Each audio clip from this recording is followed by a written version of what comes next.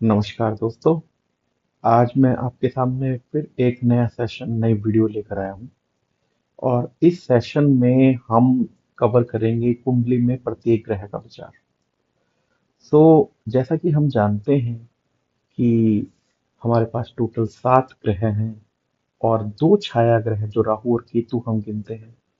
तो हमारी जीवन पर इन ग्रह या छाया ग्रहों का बहुत ज्यादा इम्पैक्ट होता है। और इन प्रत्येक ग्रहों को कुछ कार्यकर्ता मिले हैं हमारे जीवन में। उन कार्यकर्ताओं से हमारा जीवन बहुत ही ज्यादा इम्पैक्टफुल रहता है। आज हम सभी ग्रहों के बारे में देखेंगे कि उनको क्या कार्यकर्ता मिले हैं और किस तरीके से वो हमारे जीवन को प्रभावित करते हैं। तो यहाँ पर मैंने एक लिस्ट बनाई है जहां पर मैंने 7 ग्रह और दोनों छाया ग्रहों के बारे में लिखा है। तो 7 ग्रह जो हैं वो हैं सूर्य, चंद्र, मंगल, शनि, शुक्र, बुध और गुरु या बृहस्पति हम कहते हैं। और छाया ग्रह हैं राहु और केतु। तो हम एक एक करके इन सब के बारे में डिस्कस करेंगे और देखेंगे कि इनको कैसे कार्यकर्ता प्रदान किए गए हैं और कैसे ये हमारे जीवन को प्रभावित करते हैं। किस भाव में कौन सा ग्रह किस तरीके के परिणाम देता है, कहाँ वो उच्च का होता है, कहाँ वो नीच का होता है, उच्च नीच क्या होते हैं, किस तरीके से ग्रह कंफर्टेबल होते हैं, अच्छे परिणाम देते हैं, बुरे परिणाम देते हैं। ये सब हम आने वाले सेशन में डिस्कस करेंगे। जैसा कि मैंने आपको बताया था कि ज्योतिष अपने आप में एक बहुत ही वाइड सब्जेक्ट है। तो आपको थोड़ा संयम बनाकर रखना पड़ेगा। धीरे धीरे करके हम सारे पहलुओं को टच करेंगे और सबके बारे में डिस्कस करेंगे। तो सबसे पहले हम डिस्कस करते हैं सूर्य के बारे में। तो सूर्य को राजा की संज्ञा दी गई। सूर्य हमारे जीवन में बहुत ही डिफरेंट डिफरेंट पहलुओं को प्रभावित करता है। बेसिकली सूर्य पिता का भी कारक है। सूर्य सरकारी नौकरी का भी कारक है। सूर्य सरकारी तंत्र से मिलने वाली सहायता का भी कारक है। सूर्य अगर बलवान हो तो जातक में इस प्रकार की शक्तियां पाई जाती हैं, इस प्रकार की शक्तियां देखी गई हैं कि अगर वो किसी के सामने बोलता है तो उसकी बातों में इतना तेज होता है कि सामने वाला उसकी बातें झुकला नहीं सकता। सामने वाला उसके सामने थोड़ा दब कर चलेगा क्योंकि उसके पास सूर्य का तेज है। जिन लोगों का सूर्य बहुत ही ज्यादा मजबूत होता है, ये देखा गया है कि उन्हें विटामिन डी की समस्या बहुत कम आती है, लेकिन उनके शरीर में ताप बहुत होता है। उन्हें ज्वर काइंड ऑफ थिंग महसूस होती रहती है, बुखार सा लगता रहता है। वो सर्दियों में भी कुछ लोगों को आप देखेंगे तो उनके हाथ पांव बहुत ज्यादा गर्म रहते हैं। तो वो सूर्य से प्रभावित जातक ही होते हैं। सरकारी नौकरी लगने में भी सूर्य ग्रह का बहुत ही ज्यादा बड़ा रोल है। तो सूर्य एक बहुत ही इंपॉर्टेंट ग्रह है। सूर्य पिता का भी कारक होता है। अगर कुंडली में सूर्य खराब हो जाए तो पिता की या तो सेहत अच्छी नहीं होगी या उनसे रिश्ते खराब हो जाएंगे, या फिर सूर्य खराब होने पर पिता की मृत्यु तक हो सकती है। तो सूर्य का अच्छा होना बहुत जरूरी है। सूर्य नीच का या उच्च का, अगर सूर्य बहुत ही ज्यादा कंफर्टेबल हो जाए, बहुत ही ज्यादा पावर में आ जाए, तो कुछ कुछ खराब चीजें भी महसूस की गई हैं। जैसे कि अगर लग्न में सूर्य बहुत ही बली होकर बैठ जाए तो आदमी के बाल बहुत जल्दी झड़ जाते हैं, लेकिन उसके अंदर एक बहुत बड़ा तेज महसूस होगा। सूर्य मजबूत होने पर आदमी के अंदर एक अहंकार की भावना आ जाती है। वो अपने आप को अथॉरिटी महसूस करने लगता है, वो अथॉरिटी के साथ बात करता है, वो किसी के साथ रिक्वेस्ट के साथ बात नहीं कर पाएगा। उसकी बातों में एक अलग तरीके का तेज आता है, उसके अंदर एक घमंड की प्रवृत्ति आ जाती है। तो ये सूर्य है। चंद्रमा, चंद्रमा हमारे जीवन में मन का कारक है। चंद्रमा एक सॉफ्ट ग्रह है, एक बड़ा ही, जिसे कहेंगे कि बहुत ही ज्यादा निश्चल प्रवृत्ति का ग्रह है।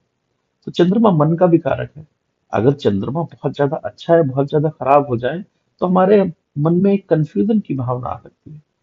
क्योंकि बहुत ज्यादा अगर मजबूत हो जाएगा चंद्रमा तो भी आपका मन बहुत विचलित रहेगा, और बहुत ही ज्यादा कमजोर हो जाएगा तो मन में निराशा की भावना रहेगी। निराशा की भावना होने से कभी कभी ऐसा देखा गया है कि अगर चंद्रमा नीच का हो जाए, ये चंद्रमा बहुत ही ज्यादा खराब हो जाए, या फिर चंद्रमा सूर्य के साथ बैठ जाए तो चंद्रमा अस्त हो जाता है, या फिर राहु के साथ बैठ जाए तो चंद्रमा में चंद्र ग्रहण लग जाता है। तो ऐसी स्थितियों में, या फिर अगर हमारा अमावस्या के आसपास का जन्म हो, तो भी चंद्रमा खराब माना जाता है। उसके ऊपर खराब ग्रहों की दृष्टि पड़ जाए, क्रूर ग्रहों की दृष्टि पड़ जाए, तो भी चंद्रमा डिसबैलेंस हो जाता है। तो ऐसी स्थिति में देखा गया है, अगर कुंडली में ज्यादा खराब चंद्रमा हो तो आदमी को, व्यक्ति को डिप्रेशन हो सकता है। वो कभी भी अच्छे डिसीजन, स्ट्रांग डिसीजन कभी नहीं ले पाएगा। चंद्रमा अगर खराब हो तो माता का स्वास्थ्य खराब हो सकता है। माता से विरोधाभास की स्थिति बन सकती है, उनसे दूरी की स्थिति बन सकती है। तो चंद्रमा भी बहुत, और बल्कि चंद्रमा बहुत ही ज्यादा इंपॉर्टेंट ग्रह है, क्योंकि चंद्रमा का प्लेसमेंट ही डिसाइड करता है कि हमारी राशि क्या होगी। तो राशि बहुत ज्यादा इम्पैक्टफुल होती है किसी भी जातक के व्यक्तित्व के लिए। तो चंद्रमा का बहुत बड़ा रोल है कुंडली में। और अगर चंद्रमा खराब है तो बाकी कुंडली की पावर आधी रह जाती है, ये भी देखा गया। मंगल, मंगल एनर्जी का कारक है, मंगल एक्शंस का कारक, मंगल ब्लड का कारक। तो हमारे जीवन में जो भी एक्शंस लेने होते हैं उनके लिए मंगल बहुत ज्यादा प्रभावशाली, बहुत ज्यादा इम्पैक्टफुल है। अगर किसी को सेना में भर्ती होना है, किसी को डॉक्टर बनना है, किसी को योद्धा बनना है, तो मंगल का बहुत बड़ा रोल है। बिना अच्छे मंगल के इन प्रोफेशंस में सक्सेसफुल नहीं हुआ जा सकता। अगर किसी का मंगल बहुत ज्यादा बली अवस्था में है तो उस बंदी को हराना बड़ा मुश्किल है। उस व्यक्ति को हरा पाना बहुत मुश्किल है, क्योंकि वो हार मानेगा नहीं कभी भी। जिन लोगों का मंगल बहुत अच्छा होता है उनकी डिप्रेशन में जाने की संभावना बहुत कम हो जाती है। उनको हरा पाना बहुत मुश्किल हो जाता है, वो कभी हार नहीं मानते। और ये भी देखा गया है कि अगर मंगल बहुत ज्यादा तीव्र हो जाता है तो वह व्यक्ति झगड़ालू हो जाता है, एग्रेसिव स्वभाव हो जाता है, उसे गुस्सा बहुत जल्दी आता है। और ज्यादा तेज मंगल जो है वो गृहस्थ जीवन के लिए भी नुकसानदायक होता है, क्योंकि अगर वो पहले भाव में, चौथे भाव में, या फिर सातवें भाव में, 12वें भाव में होगा, तो वो मांगलिक दोष भी क्रिएट करेगा और गृहस्थ जीवन में बहुत ज्यादा प्रॉब्लम क्रिएट करेगा। कुछ पंडित तो ये भी मानते हैं कि अगर मंगल 8वें भाव में या मंगल दूसरे भाव में हो तब भी मांगलिक दोष होता है। लेकिन मेरी पर्सनल ओपिनियन में मैं ऐसा नहीं मानता, क्योंकि इसका कारण यह है कि अगर मंगल पहले, चौथे, सातवें या 12वें भाव में होता है तो वो या तो दृष्टि प्रभाव से या फिर डायरेक्टली सातवें भाव को इम्पैक्ट करता है। सातवां भाव हमारा शादी का है, गृहस्थ जीवन का है। लेकिन कुछ लोग, कुछ पंडित जो है वो दूसरे भाव और 8वें भाव को भी मांगलिक दोष मानते हैं, क्योंकि 8वें भाव से 7वां भाव दूसरा है, और दूसरा भाव अपने आप में जो है वो कुटुंब का भाव है। लेकिन मैं ऐसा नहीं मानता, क्योंकि कुटुंब में बेसिकली जो देखा जाता है वो भाई बंधुओं के साथ, माता पिता के साथ संबंध को देखा जाता है। पत्नी के साथ जो संबंध को देखा जाता है वो 7वें भाव से देखा जाता है। इसलिए मैं जो कंसीडर करता हूँ वो मांगलिक को कंसीडर करता हूँ, अगर पहला, चौथा, सातवां या 12वें भाव में मंगल है। मंगल बहुत अच्छा ग्रह है अगर वो अच्छा बैठा हो। अग्रेशन जरूर आता है बंदे के अंदर, अग्रेशन रहता है, गुस्सैल स्वभाव रहता है। लेकिन हाँ, ऐसा बंदा को हरा पाना बहुत मुश्किल है। जीवन में कुछ भी आड़ जुगाड़ से वो अपना काम निकलवा ही लेता है। शनि, कुछ लोग शनि को बहुत बुरा मानते हैं। शनि की साढ़े साती ढैया से बहुत ज्यादा डरते हैं। और शनि को बेसिकली स्लोनेस का ग्रह माना जाता है, सैडनेस का ग्रह माना जाता है। वो जब भी शनि की महादशा आपकी आएगी या अंतरदशा आएगी, तो आप देखेंगे कि शनि जब जब प्रभावित करेगा आपकी कुंडली को, आपके काम स्लो हो जाएंगे। 2 दिन का काम 20 दिन में बनेगा, 2 महीने का काम 2 साल में बनेगा। अगर आपकी प्रमोशन होनी है तो वो डिले हो जाएगी। शनि अच्छा हो या बुरा हो, शनि अकेला ऐसा ग्रह है, अगर वो अच्छा है तो भी उसकी स्लोनेस है, अगर बुरा है तो भी उसकी स्लोनेस है। शनि संघर्ष भी देता है, अब भले ही वो अच्छा हो, भले ही वो बुरा हो, शनि संघर्ष आपको देगा ही देगा। अगर उसकी महादशा चल रही है, अंतरदशा चल रही है, ढैया चल रही है, साढ़े साती चल रही है, किसी भी तरीके से आपकी कुंडली में अगर शनि रोल में है तो वो आपको संघर्ष देगा ही देगा। हाँ, ये अलग बात है कि अगर शनि आपकी कुंडली में अच्छा बैठा है तो वो संघर्ष के बाद आपको सफलता देगा और अपार सफलता देगा। और अगर शनि आपकी कुंडली में खराब बैठा है तो जीवन भर आपको संघर्ष ही देगा, उसके बाद भी आपको कुछ नहीं मिलेगा। बहुत मेहनत करवाएगा, उसके बाद भी आपको रिजल्ट कुछ नहीं मिलेगा। शनि से लोग डरते हैं, कलयुग में शनि से लोग बहुत ज्यादा डरते हैं, क्योंकि कलयुग में कहा जाता है स्मार्ट वर्क। लेकिन शनि स्मार्ट वर्क में बिलीव नहीं करता, शनि कर्म में बिलीव करता है। शनि कहता है संघर्ष करो, प्रयास करो, मेहनत करो। अगर तुम मेरी दी गई सारे टेस्ट में, सारी एग्जाम्स में तुम पास होगे तो मैं कुछ तुम्हें बड़ा दूंगा। अगर हम निश्चल होकर मेहनत पे लगे रहे तो शनि हमारा कभी बुरा नहीं करता। शनि अकेला ऐसा ग्रह है, वो भले ही नीच का हो, अच्छा हो, बुरा हो, अगर हम ईमानदारी के साथ काम कर रहे हैं तो शनि हमारा कभी बुरा नहीं करेगा। संघर्ष तो देगा, डीले तो देगा, लेकिन वो कुछ ज्यादा बुरा नहीं करेगा। हाँ, ये बात है कि अगर आप किसी के साथ छल कपट कर रहे हैं, आप अपने सबऑर्डिनेट्स के साथ कुछ बुरा व्यवहार कर रहे हैं, क्योंकि जो बहुत ही दबे कुचले लोग होते हैं उनका भी कारक होता है शनि। शनि जो है हमारे घर के नौकरों का कारक है, शनि जो है हमारे चाचा का कारक है। अगर चाचा से आप लड़ाई करते हैं, अगर आप अपने सबऑर्डिनेट्स के साथ बुरा व्यवहार करते हैं, अपने से नीचे वालों के साथ बुरा व्यवहार करते हैं, शनि खराब होता है।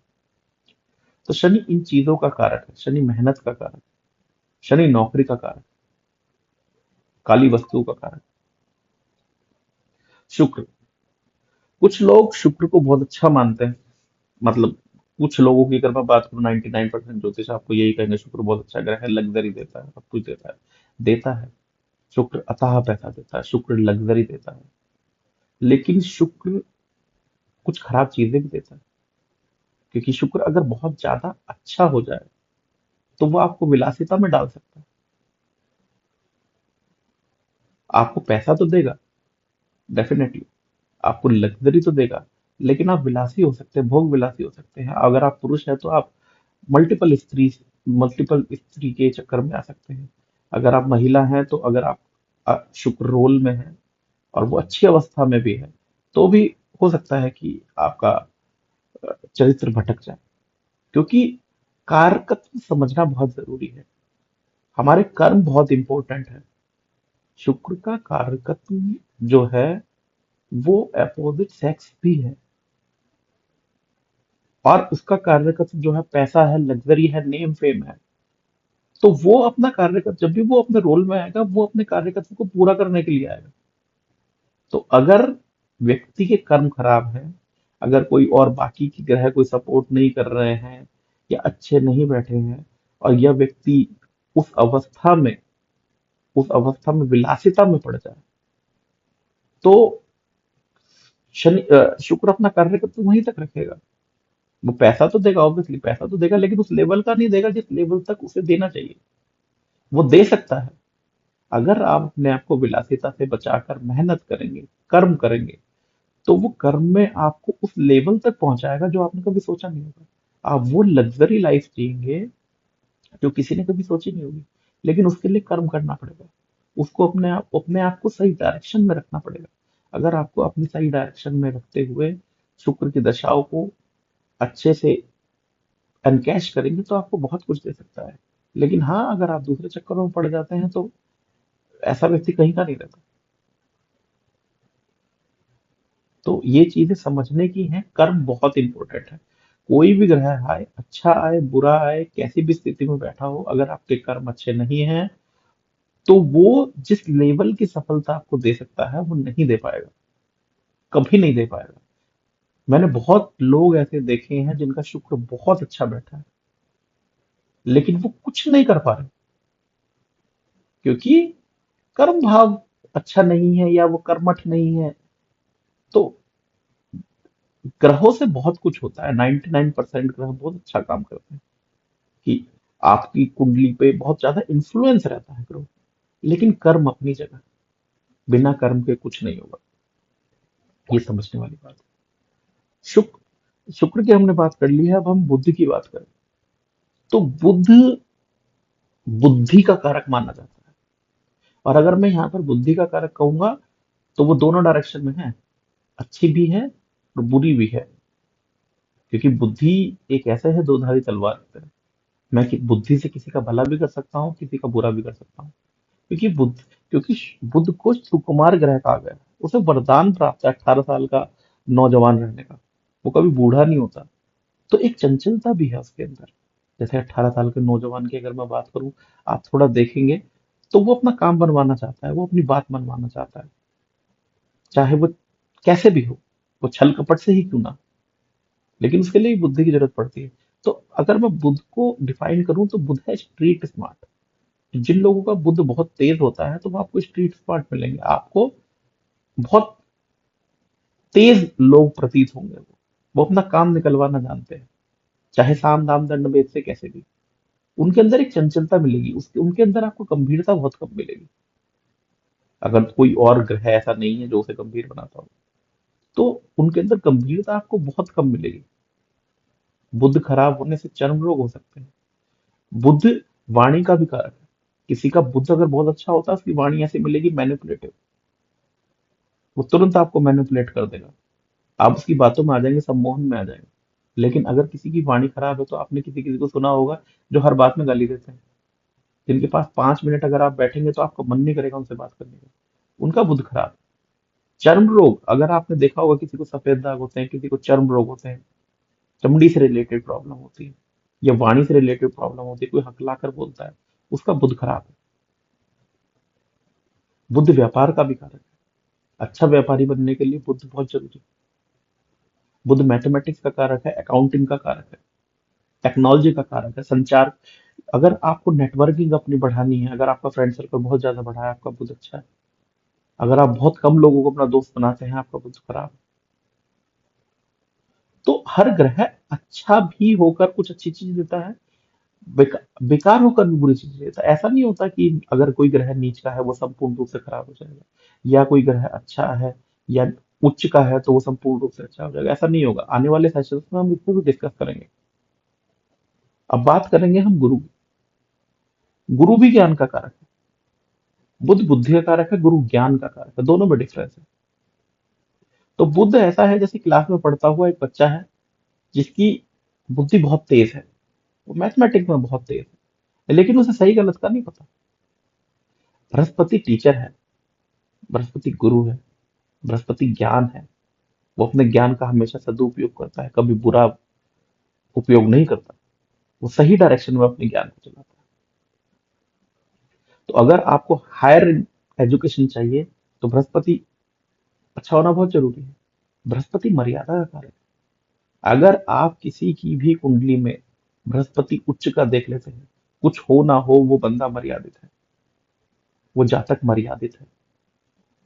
हो सकता है उसका शुक्र कहीं उच्च का बैठा हो सकता है शुक्र के साथ राहु बैठा हो, तो कहीं ना कहीं उसका पांव भटकेगा। लेकिन एंड ऑफ द डे वो अपनी मर्यादा को फॉलो करेगा ही करेगा।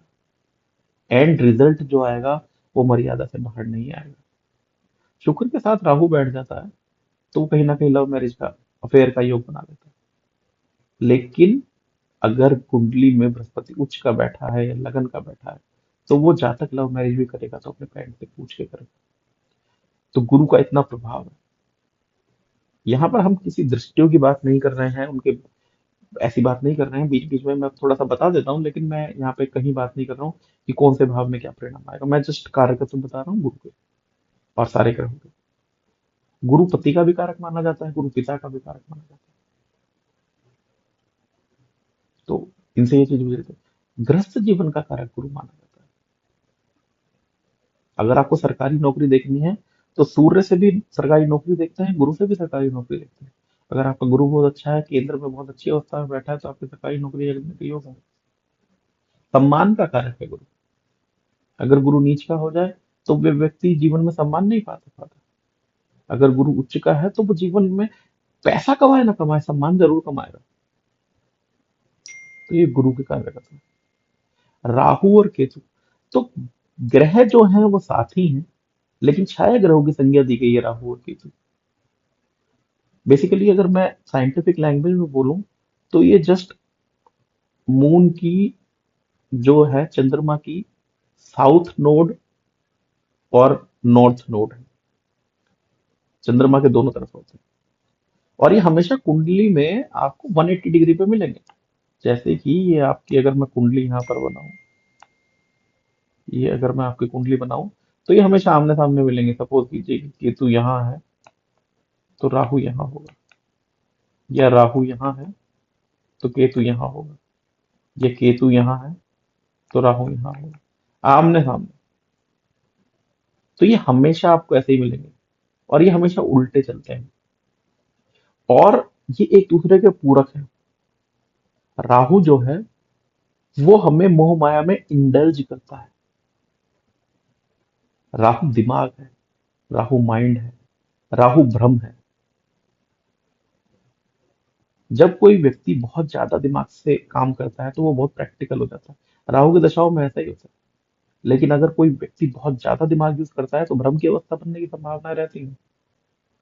अगर हमारा दिमाग, हमारा माइंड एक लिमिट से ज्यादा तेज चलने लगे तो वो भी अच्छा नहीं है, क्योंकि उसमें ओवर कॉन्फिडेंस आ जाता है, और ओवर कॉन्फिडेंस में कुछ ना कुछ गलती करता जरूर है।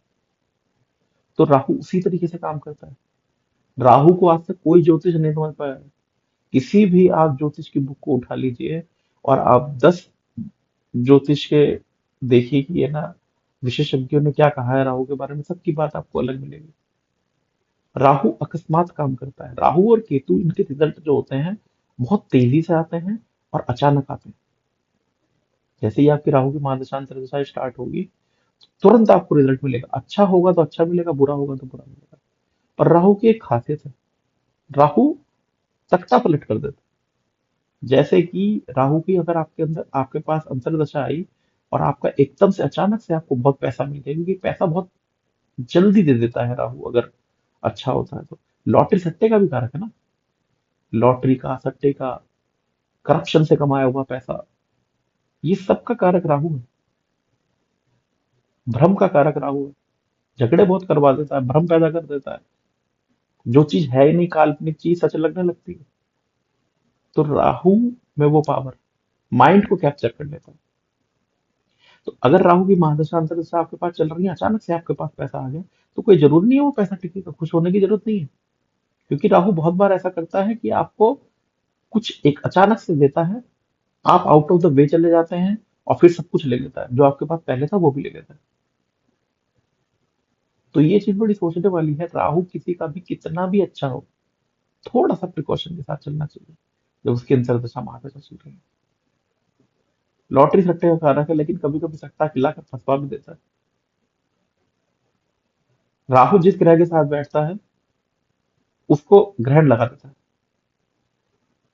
उसको एक्सेलरेट कर देता है। बेसिकली कैटलिस्ट है एक। अ, अगर हम केमिस्ट्री की बात करें तो केमिस्ट्री में एक टर्म होती है कि कैटलिस्ट, जो कि प्रेरक का काम करती है। तो किसी भी ग्रह के साथ अगर राहु बैठेगा तो उसे प्रेरित कर देगा, उसके रिजल्ट को एम्पलीफाई कर देगा। कुछ ज्योतिष तो ये भी कहते हैं कि राहु अपने आप से कोई काम नहीं करता है। राहु वो है जो हमारी कुंडली में खराब ग्रह है, वो उनको एम्पलीफाई करता है। राहु की कुछ प्लेसमेंट भी है कुंडली में जो बहुत अच्छी मानी जाती है, क्योंकि पराक्रम का कारक भी होता है राहु। ये भी चीज है। अच्छा, एक खासियत है, अगर राहु से इम्पैक्टेड लोग, जैसे कि अगर नवम भाव में राहु हो जाए, तो राहु से इम्पैक्टेड लोग जब पूजा करेंगे तो वो दुनिया को दिखाएंगे, दुनिया को बताएंगे। सोशल मीडिया वाले लोग होते हैं ना, दुनिया को दिखाने की आदत। राहु फर्स्ट भाव में बैठा है, फर्स्ट लगन में बैठा है, तो दिखावा करने की बहुत आदत होगी। केतु उल्टा है, केतु मोक्ष का कारक है, केतु भक्ति का कारक है। लेकिन जैसा कि मैंने आपको पहले ही वीडियो में बताया था, मोक्ष कैसे मिलता है? मोक्ष मिलता है जब सब कुछ खत्म हो जाता है। तो केतु का देने का तरीका यही है, केतु आपसे सब कुछ छीन लेगा। जिस भाव में केतु बैठेगा उससे रिलेटेड डीले करवा देगा, उससे मोह माया हटवा देगा। आप हटाएंगे नहीं तो वो हटवा देगा। कैसे हटवाएगा? सब कुछ छीन के।